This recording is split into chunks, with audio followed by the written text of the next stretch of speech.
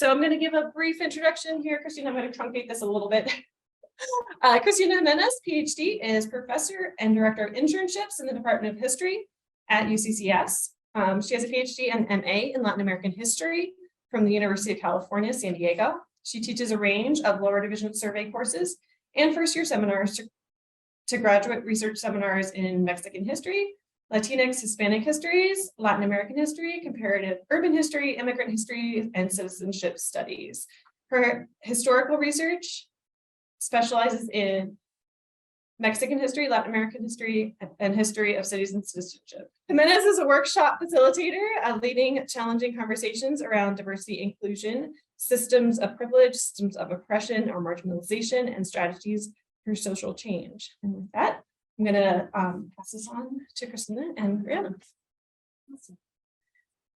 Okay, so we already did some of this, getting to know everyone in the room. And Melissa, thanks for all the technical support and introductions. I just wanted to say a little bit more briefly about kind of my interest in kind of ethics. And as Melissa mentioned, I've spent many years doing work and workshops around diversity and inclusion.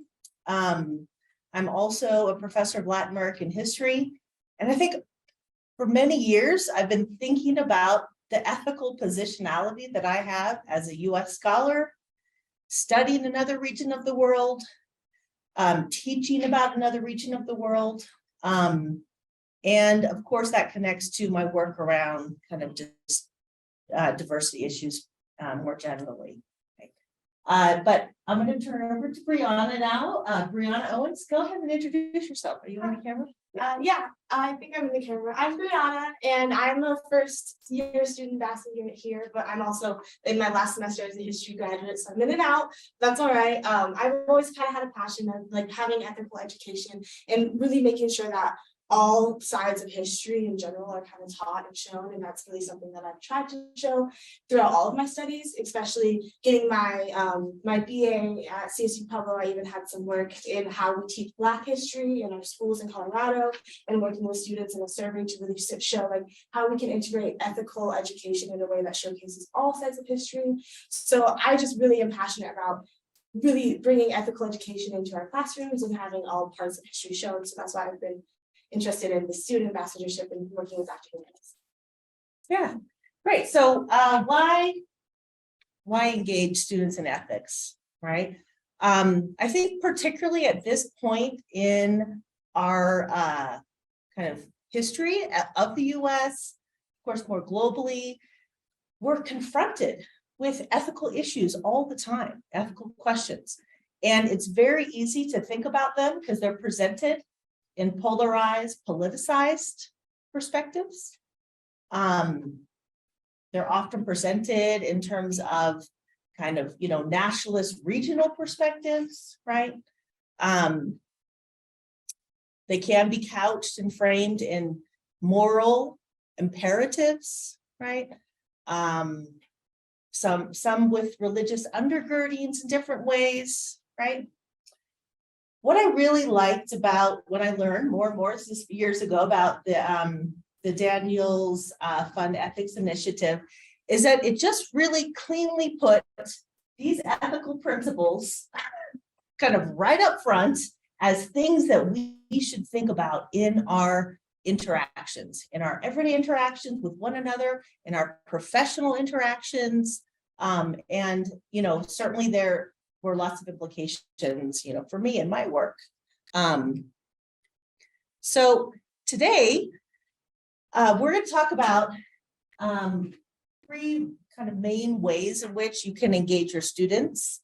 But of course, this applies broadly to other things as well, other contexts. Classroom practices, research practices, and professional and community engagement opportunities, okay, and how ethics integrates into each of these in some ways.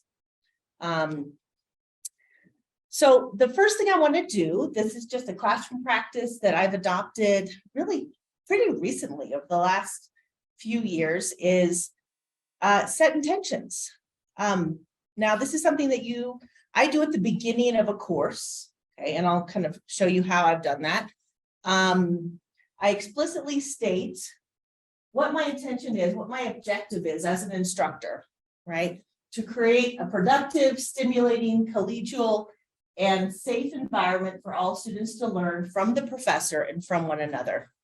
So I feel like right up front, I'm letting the students know the type of learning community I want to establish and my role in it as faculty member, but also their role in it as a student, as a learner, as what I consider a community member, you know. So I asked them to also think about what's their intention for this course. And I have them write a reflection on that, you know. So I'm not going to have you write, but I'm going to actually just ask you to take a minute and think about, like, what is your intention right now in being here in this room? And we shared those a little bit at the beginning. But of course, we know that intentionality has a way of bringing to the front of the mind, right? And framing what we're doing and perhaps doing a little bit of grounding and resetting, which can be really useful, especially for students that are maybe, you know, coming in a rush day, like from work or from another class, and feeling that emotional struggle of like just not wanting to be in that space at that moment until you remind them or they remind themselves that actually I really do want to be here. Like, paid for this class, I want to get the degree, you know, I actually am doing really well, and I just need to take a deep breath and remind myself of why I want to be here, right? So doing this just basic intentional practice can be really helpful, and I think it sets a nice stage for any type of engagement around ethics, right? So I'm going to ask Bryana to share what her experience has been as a student. For years, I did ground rules or guidelines for interaction, and I know you can't see these. I mean, I know they're really small, but I hand these out, and so I've been teaching at UCCS since 2000. So a long time. I started using these just a few years after I started teaching, because, you know, when you are teaching challenging subjects, students can get reactive and jump to a political or personal perspective without being respectful about someone else's experience. So I just found, again, setting ground rules or guidelines was really important. As I learned more about the Daniel's Fund Ethic Initiative, I started thinking more about how,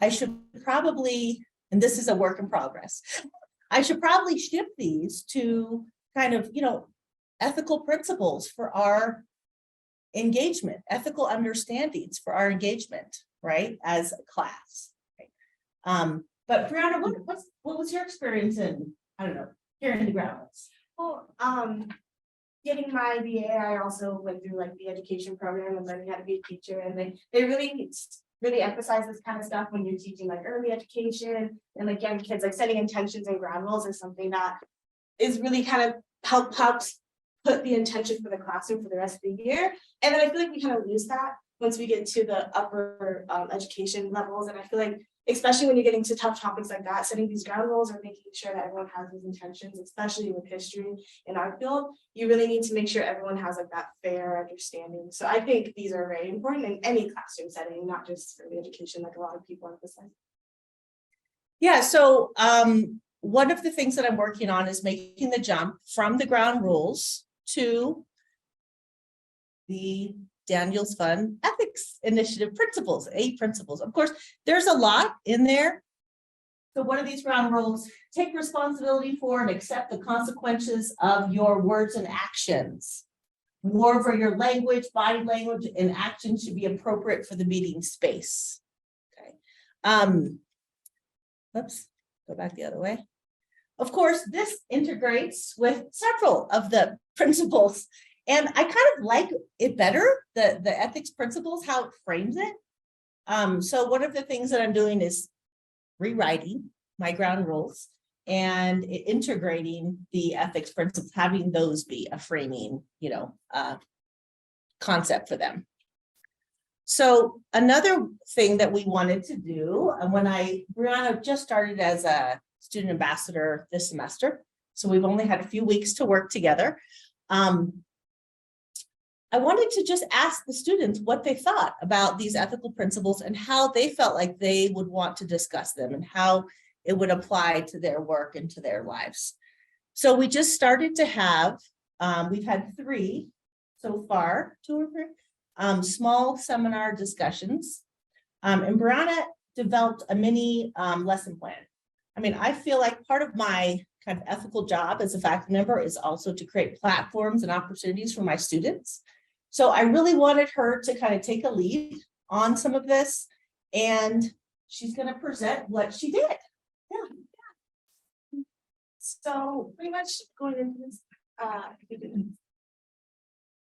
really wanted to see like how we could bring that passion for ethical education that I generally have into our classrooms. So I had 2 questions. How can we integrate ethical principles in education, in the education of ethics within our everyday classroom scenarios, and how can this be done in the most beneficial way to students in the university? Because doing a lot of these discussions, we learned that like relevancy of the topic and how these ethics have pertain to these students is very important to them. So how can we really bring these Daniel's principles, which are kind of based in the business community, into the history field? And by doing that, I created a little lesson plan that came with a questionnaire. Oh, here, I can do that. And then in the questionnaire, it's just asks students, it splits all the principles into two to three different questions, asking students to personally think about each of these principles and how they pertain to their education, their daily lives, and how they pertain to them as historians in general, because we did this undergraduate history program. And so like the real goal of the lesson was to just introduce these principles to these students and really get them thinking about the Daniel's ethical principles and how we can bring them into the classroom. So what I did and what we can do right now is kind of split the groups up into partners. And everyone got 1 or 2 of the questions. And they got to talk with a partner and really kind of think about how each of these questions or each of these principles pertains to their daily lives. So I was thinking we could kind of try that out now.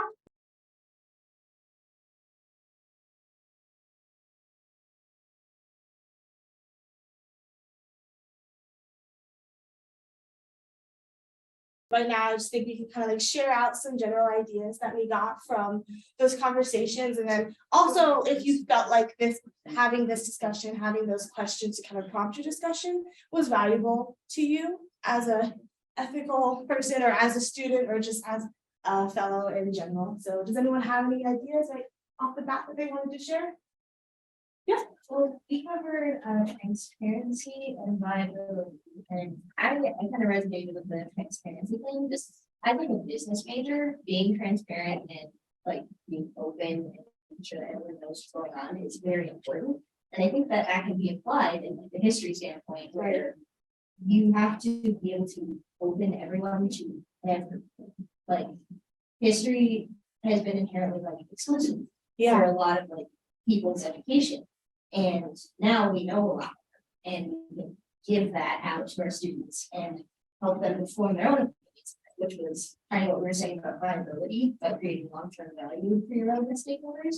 So like your stakeholders are your students. Yeah. And you want to give them the education, give them the information to be able to form their own opinions, therefore make their own decisions on what they do with that. I love that. Like the stakeholders are your students. Like you want them to be viable for the future. That's really what teachers should be going into the field thinking about. Like how can we create viable students who are going to really go into the future, especially historians who are going to teach not just what history they think are the right history, but all sides of history. I think that really falls into there. Yeah, I mean, and I think I loved how you started by talking about being a business major, because our idea was, well, yes, of course, we've written this for history students, but having these guiding questions is a nice bridge for any class or any type of student. Because when we first did it, we just handed out this. And students were a little like, wait, what? I mean, I should say, this is what I did last semester. I handed out this, and they kind of got it, but it took us a little bit more kind of discussion to drill in. And then when Bryana came on board, she said, well, we should like write framing questions. Yes, that's what we should do. And so she came up with these questions that have gone through a few iterations, right, revisions, but they really do help guide the students' discussions. Hopefully just how they helped you all. And I would say this is the type of thing that you could take and apply to any of your contexts. Right, just change history to business. Yeah. Aerospace engineering. So, Christina and I were talking about accountability and rule of law, and I think rules kind of are straightforward. But accountability in engineering is huge because we want to graduate students who are going to make the right decisions, even if they're the hard decisions. Right. And we were talking about how it's those little day-to-day things, even coming into the classroom and acting professional is important, you know, not checking your phone or whatever, because that conveys disrespect. Right. And it's those little day-to-day decisions that add up and build your character over time. And I think that's an important concept to get across to students is, because I gave her an example in my dynamics class. I had, not that I ever make mistakes, but I made a mistake in one of my solutions on one of my homework problems. And the next 3 or 4 semesters, I was finding that error in solution, and it didn't make any sense. I was like, it must have done it at 2 a.m. or something. But it didn't make any sense. So I thought, something's going on here. So I looked it up and it was unchecked. My mistake. And I told every professor who taught it after me, use that problem, because you'll know the students are, but you know, just the decisions like work. It's a small decision that, oh, it's a small thing, it's not gonna matter if I cheat on this, but they're gonna be graduating and going on to the next class without understanding that concept. And that will go and be in the job when they go out in the real world, and we don't want to be graduating students like that, so. Yeah, I think that would fall into accountability too, and like really as a student having that accountability not to cheat, not to use things like check, or like plagiarize, those types of stuff if you're in my field, because we're the future of this field. We can't be going into it cheating, because how is there going to be a future? It's really a big accountability on our part. Does anyone else have anything they want? May I make a point? Yeah, go ahead, Marty. Of these, and I don't remember seeing this before, but it sort of brings me back to when I used to work for a living. All these, of all these here, some are internalized and others are externalized. Trust and respect are what you get from the people you work with. Accountability, transparency, fairness, viability, rule of law, integrity is really who you are and what you bring to the table. And if you bring those to the table, you'll get the respect and the trust of your people. And let me give you an example. I'm on a chat room with some people I used to work with, and we had a issue in 1991 where we had a bunch of people get food poisoning, and we had been on a trip, and we were just talking about the trip, and one of the people brought up, so you know, still Marty, I still remember you back in 1991 getting us recovery for the food poisoning, basically going out of your way to make sure we all got taken care of. And that's where their trust and respect was, only because hopefully I was showing the others as an internal to them. Anyways, I think that's the way I would view this chart. Yeah, I think that's very, very important. A lot of these going together, and yeah, some of them, like, you bring that accountability, you bring that fairness, you bring that integrity, and then you get that trust, that respect, because they really all kind of tie within each other.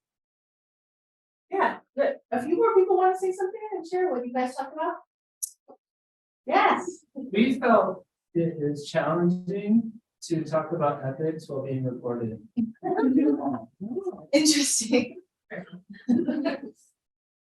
Like sharing our perspective on what it means as a university student or otherwise, in terms of what we view of how the university acts with honesty in all situations and integrity, or whether or not the university provides fairness and equitable and just relationships. We would not be comfortable talking about that in a recorded situation. No, I totally understand that as well. And that's something that we need to address as a community. Because if you don't feel comfortable talking about those types of things and recorded probably because of fear of retaliation, something like that, I'm sure, then we need to be readdressing these principles as a university and really kind of bringing those standards into all of our community discussion. Yeah, so in our conversations with, and I'll get to the camera. In our conversations with graduate seminars, we actually learned some things. And you bring up a really good point, which is that not all students are going to feel comfortable, first of all, talking about institutional challenges that they kind of felt like were raised by the question with a faculty member present, right? And although, you know, they did, but talking about it kind of made us aware that, oh yeah, this is a challenge, right? That's one reason why we actually tailored the questions to a more kind of personal experience and interpersonal type. But in our first discussion, I mean, in several of the ones that I had last semester, I mean, it did really go institutional. Yeah. You know, about costs and about access and all sorts of things. Food, yeah. Yeah. Oh yeah, we had a whole conversation about like why the coffee cart in Columbine closes at a certain time, and that's not really fair for students who are here night classes. Yeah, lots of stuff. But so if you're planning on doing this, thinking about doing this, how you can do this with your context and your students, keep that in mind, right? So that's also one reason why the questions are kind of framed a certain way.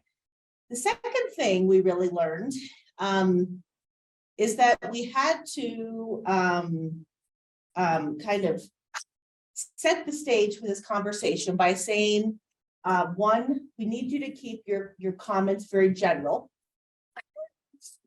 We need you to not speak specifically about people who you felt like behaved unethically towards you or whatever, weren't transparent or accountable, because we didn't want it to become just a vent session, you know? And we also didn't want to be kind of unethical and make it like a session where students were talking badly about each other or faculty or whatever. So that was a good learning experience as well. Yeah. And something we would share with you, takeaways. But we also, I think, had really meaningful conversations with the students around like what their intention was in terms of learning history and getting a college degree and becoming a professional and just becoming a kind of mature, capable person, right? They had a lot of thoughts about where they were in that process and how these principles and discussions really highlighted things that they were either doing well or maybe not doing so well, right? So, Bryana, do you want to talk a little bit about that? Yeah, a lot of the students really focus on like how do these ethical standards apply to them as historians, and like what is our job as historians to be ethical. And we found a lot of them finding that like accountability, transparency, those types of things came together in how we present ourselves as historians, how we present our sources, how we present our information, our bias. We make sure like if somebody comes to us and says, you didn't present this information correctly, or you miscited this, and it's our job to change those types of things, really how we can go forward as future historians and make sure we are being the most ethical historians, putting forward the best histories that we can. And then we also had a big importance in building community And that's where, like Marty said, where it kind of tied in, like if you come in with these ethical standards and build that community, then the community will come back at you with those ideas of integrity, fairness, trust, respect. And so we were thinking, how can we engage these lessons and these discussions so that students can build that community? We had a few suggestions, kind of like putting forward these standards and setting ground rules, maybe in like an orientation, having students come to some type of mandatory thing where we kind of build that trust and fairness, do little activities to kind of build the community. And that's really that first step to creating the bond and influencing those ethical standards within our program. Yes, yes, thank you. So we also learned that students are having real experiences around their learning outside the classroom. And those connect to what happens in the classroom. So some of the conversations that they really wanted to have, the processing that they wanted to have, were about things that had happened, in their workplace on campus, in the dorms, in other social interactions, maybe student clubs or events, right? So it, as a faculty member, it certainly made me aware of the fact that, wow, like I need to talk to colleagues and talk to students and think about how do we create guidelines for students, not just in the classroom, right? So like my ground rules, but for just the way we conduct ourselves generally, like on campus and then in life, right? So Melissa mentioned I'm director of internships, and I was director of the master's in history program for several years, and then chair of the history department in a whole other realm. And Leanne, your comments got to this, that I think is really important, and certainly something we talked a lot about in our discussions, was how these principles connect to professional opportunities that we provide in the history department. And of course, things that our students are going to continue to go on to do. We need to prepare them, for their future careers, whatever those disciplines are. So I'm going to just briefly mention here a few different types of professional opportunities that we do. And I'm going to ask you to maybe just share how you think these ethical principles apply. I mean, it's fairly obvious, but just so we generate conversation here. So internships and public outreach. This particular slide has some photos of a student of mine. He's a vet, John Bull. He did an internship through the Military Legacy Foundation at the Pikes Peak Air Show this past September. They were commemorating the 50-year anniversary of the Vietnam War. They were distributing commemorative pins to veterans that came over to the booth, and they were engaging with their families and with kids, having them try on the equipment. He created all sorts of, the boards that you can see in the back are kind of like different histories of Vietnam War. And the the Military Legacy Foundation, along with two other museums, were the kind of benefactors for a lot of the fundraising that happened. And they actually generated, I want to say like close to $20,000 for the military, for the 4th Infantry Division Museum, which is right outside of Fort Carson. And of course, in my thinking as director of internship, I'm like, I need to create ethical guidelines for my students in their internships, because I have students interning at 20 different organizations across the Front Range. I have conversations with them about professionalism, expectations, right? But how useful would that be for me and for them if I were to able to translate the ethical principles in something like guidelines for effective interaction for internships, right? Any thoughts or comments about that? Just yes, do it. I mean, Marty's in an internship now. Yeah, go ahead. Great approach and having students think about how these principles apply to the new role that they find themselves in. I know if I were in your shoes, I have actually worked with students for internships in the past, but one of the things that you are concerned with in your role is that viability piece. Are we creating a partnership that has enough respect and beneficial things happening that we can maintain this relationship over a long period of time? And so students have to behave a certain way, and we need to bring value, and they bring value. So there's a lot in that when it comes to internships and public outreach. Absolutely, yeah. There's a lot of trust that goes on because we're asking them to help educate our students, and they're trusting us that the students are going to represent their organization. I mean, think about this context.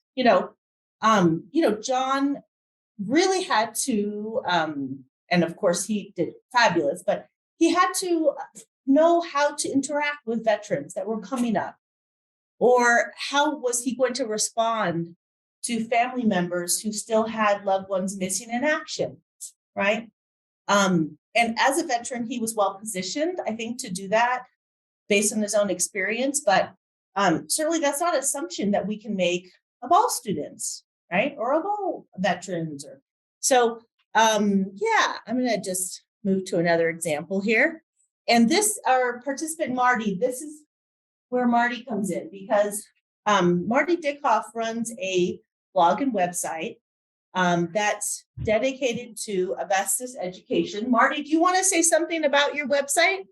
Sure. I started it about 2 weeks before I started my master's program, and I blog on asbestos topics once a week. In fact, I'm in the process of doing this week's right now. I have had about 12,500 people have come in, or at least have had 12,500 views. And sometimes I get really interesting things like you see on the right side here, that's just not a space shuttle. That is the Space Shuttle Challenger, where IBM has issued before its crash defects prevention and matters. And that as soon as the Challenger crashed, they went around to all the various websites and grabbed them down and destroyed those posters. So you don't have many of those hanging around, so to speak. But what this does, it allows my research to get out for other people to see it. My first thesis on whether the Space Shuttle Challenger destruction was caused by an asbestos substitute that failed, has probably been viewed by about 350, 400 people right now. Where else can a little master's thesis get viewed by that many people? So, and there are ways to do it. I'm more than happy to talk to other people as to how to do it, et cetera, like that. The other thing I wanted to say, Professor, is for the internship I have at the Western Mining Museum, they're very advanced. They have a handbook on professional ethics and conduct that you sign off on. And so they actually have an entire book of this is what you do and this is what you don't do, that is very well drafted. Yes, Marty, that point is something I'm going to get to in just a few minutes too. Thank you for letting me share your blog and for all the work that you're doing now. As a retired, I don't know, are you retired, Laura? Marty, as a retired No one knows. with many, many careers in corporate law, Marty has the skill set to be able to present this type of history and information for the public. And the blog talks about, I think, in a very transparent way, his own experience in his own family with the impacts of asbestos. And so I hold this up as an example of like the ways that our students really can do public outreach and engagement with their history that is kind of, looking to ethically engage and spread awareness, right, about this. And the last example I have here is academic conference presentation. So in the history department, we have a kind of a fairly active practice of encouraging our students, our master's students, to present at professional conferences, particularly when, it's good research, it's good paper, and we're proud of it. We'll encourage them to publish it. a few years ago, actually, I helped a group of history students start an online graduate journal, and they run it like a professional journal. And it's, open access, and it's, data indexed in many databases. And yeah, I could have added that in other things that our graduate students do, like they've started to create a day of history at the end of every semester. It's a mini conference here at UCCS where they all present their research papers, those that have done research seminars. But this is an example of a conference that I regularly go to called the Rocky Mountain Latin American Studies Association Conference.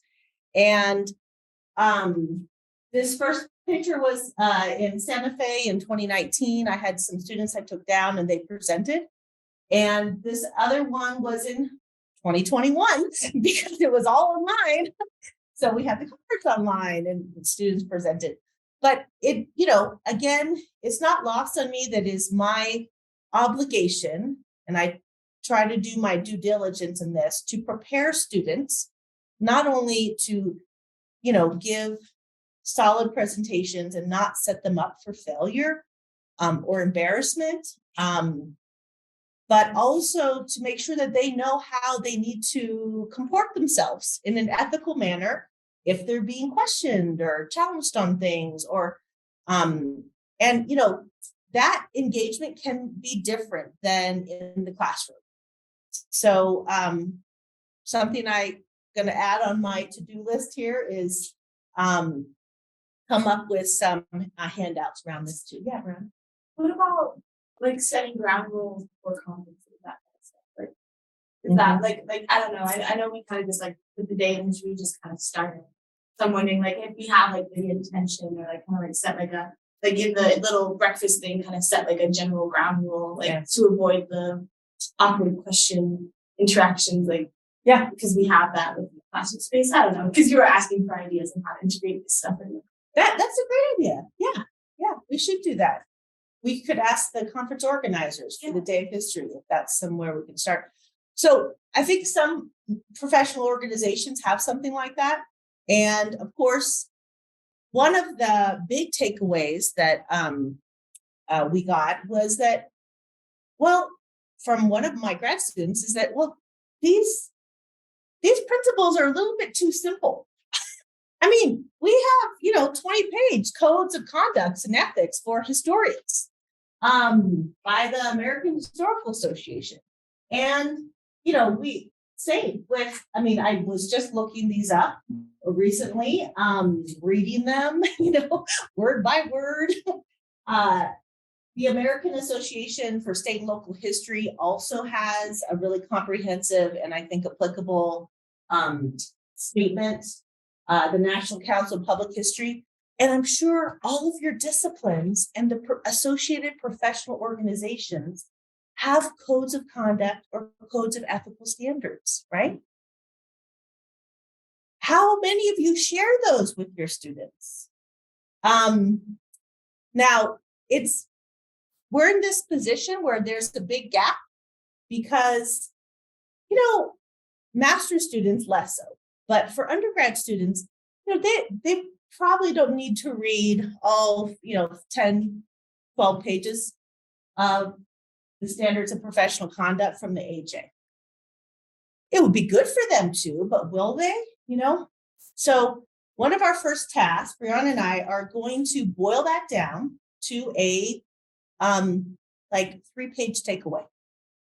And we're going to tag the Daniel's Fund Ethics principles to that, right? And instead of then just handing out the principles, we can follow up our discussion, right, with them about how ethics applies to say, this is what we boiled down from your professional organizations, and these are some of the best research practices, right, professional practices that you can engage in. And so I just want to put that out there as something that I think we could all do in our different disciplines, right? Bryana, come on up here. Tell me some other takeaways. And I guess my main one from learning with the students was how to make this more relevant to them. And like she said, integrating like our history, professional code of ethics and that kind of stuff. And also my continuation is I'm going to be making more mini lessons. So kind of making more introductory lessons, which could be, I was told, which would be good with like core classes, kind of those classrooms where students are in different disciplines so they can talk. And then more history specific ones for the BA and the MA program so that they can really take what they're learning in the classroom that day and see how ethics apply to that specific lesson and those specific ideas.